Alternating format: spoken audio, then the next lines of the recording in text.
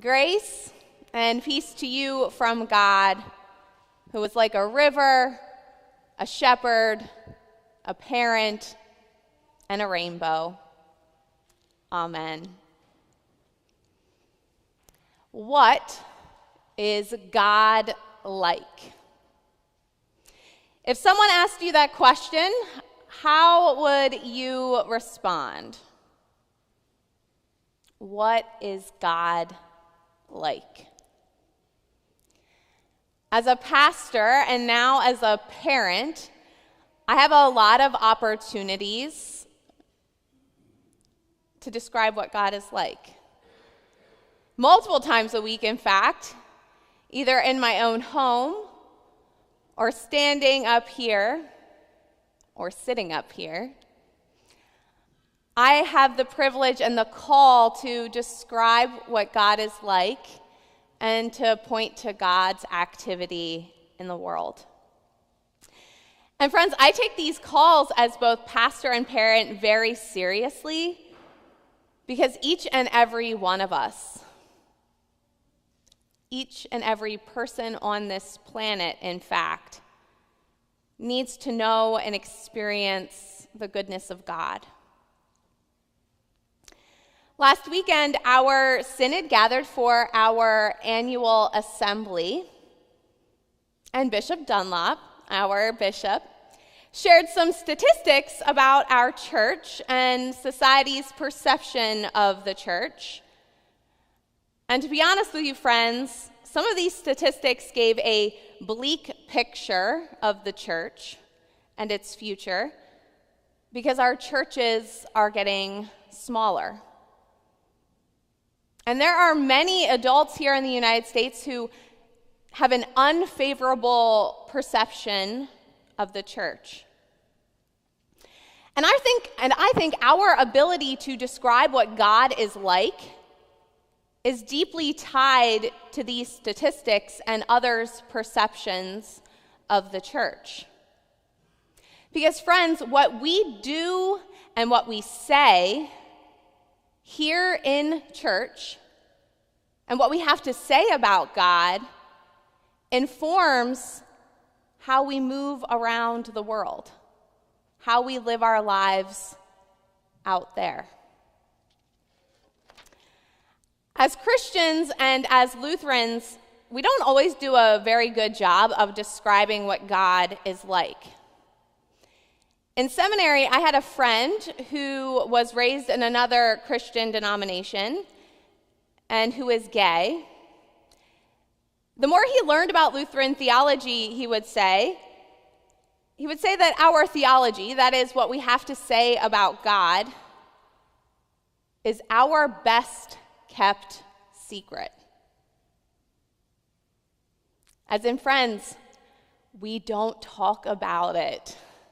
It's a secret. If only we could just tell the world what God is like. Since becoming a pastor many years ago, I've learned that what really matters, friends, is how we experience God in our own lives. Sure, our theology and our doctrine do have places in conversation, but what I'm most interested in, friends, is how you see God active in your life. What matters are your stories that tell you who God is, what God is like. Because if I had to guess, that's why you're sitting here today. You're here because you've experienced God in your life, because you have stories to tell about what God is like. I want to do something a little different today, friends. Our theme for today is based on this children's book, What God is Like, by Rachel Held Evans and Matthew Paul Turner. And I'm going to share snippets of this book with you. Because throughout What God is Like, the authors give these beautiful examples, experiences, and descriptions of God. And as I was reading this book multiple times this week, I was transported to the many moments in my life and thought of many different stories that I've heard that help me to understand what God is like. So I hope you will do the same as I share this with you. So, what is God like? By Rachel Held Evans and Matthew Paul Turner, with illustrations by Ying Hui Tan. All of these pictures are going to be up on the screens too, friends. What is God like? That's a very big question. One that people from places all around the world have wondered about since the beginning of time.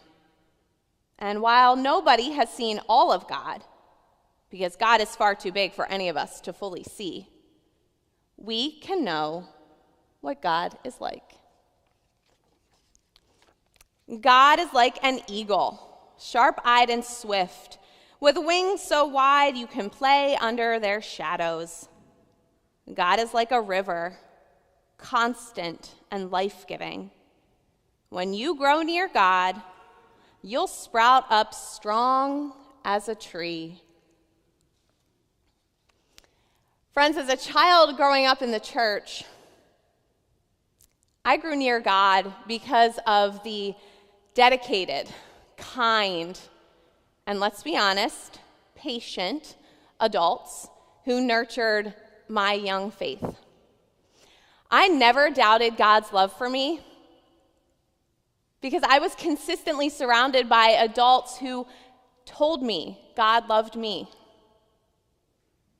I grew near God because I had persistent parents who refused to take my brother and I out of worship when we were just acting like kids. When have you experienced God as constant and life-giving?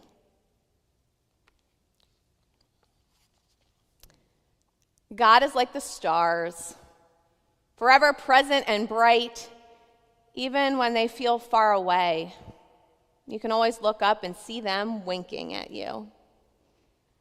God is like a shepherd, brave and good, a protector who loves her sheep so much that she watches over all of them and knows each of their names by heart. I feel most known by God in these moments right now. Moments when I get to preach or lead worship. In fact, any moment that I get to spend with you and be your pastor, I feel known by God. Even when I get to go to birthday parties or plan baptisms like I did yesterday, I feel known by God because of each and every one of you. When have you felt protected or known by God?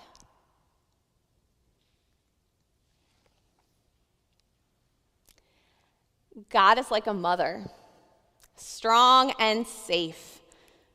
You can crawl up into her lap whenever you want to, and she will hold you until you fall asleep. God is like a father, gentle and safe.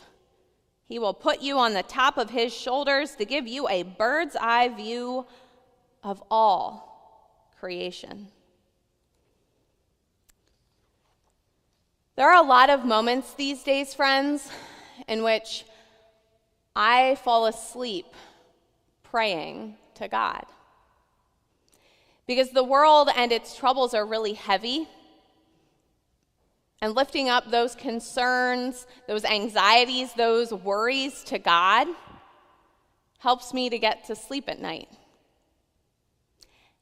And I find comfort in God's arms until I fall asleep.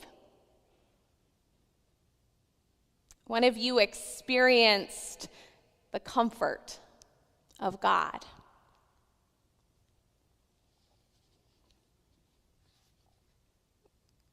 God is like a rainbow, vivid and full of color, a dazzling reminder of promise and hope for all people after a storm. This image of God like a rainbow, friends, is, of course, in reference to Noah and the ark. After flooding the whole earth for 40 days, God puts a rainbow in the sky, a symbol of God's everlasting grace and love for all humanity. In the storms of our lives, friends, God promises love and grace and presence when we need it most. Where do you see God's promise and hope?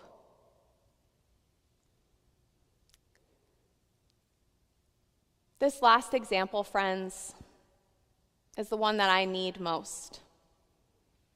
I wonder if you feel the same. It's scary out there, right? In the storms of this world, God promises love and grace. God promises to be here among us. At the beginning of my sermon, I said what we do and say in here, in church, what we say about God, informs how we move in this world, how we live our lives out there. Our experiences of God tell us that the bad stuff doesn't have the last word, and that we shouldn't allow the bad stuff to consume what we know is good about the world. As followers of Jesus, God calls us to imitate God, be like God, especially those qualities that we find comfort in. So many people in this world, friends, need to know what God is like. And God calls us to tell them with our words and with our actions. Sure, we're going to mess up. We're going to fall short. But that doesn't mean we stop trying. I want you to look around you. Think about the world that we're living in right now. Where does this world need us to nurture? Where does this world need us to show protection for others? Really get to know others? Where does our world need comfort? Where does our world need God's promise and hope?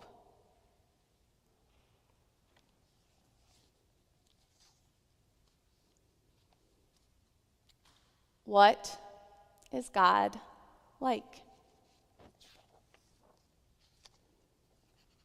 That's a very big question. One that people from places all around the world, throughout all time, have answered in many different ways. Keep searching. Keep wondering. Keep learning about God.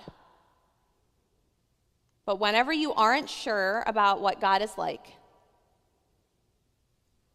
think about what makes you feel safe. Think about what makes you feel brave and what makes you feel loved.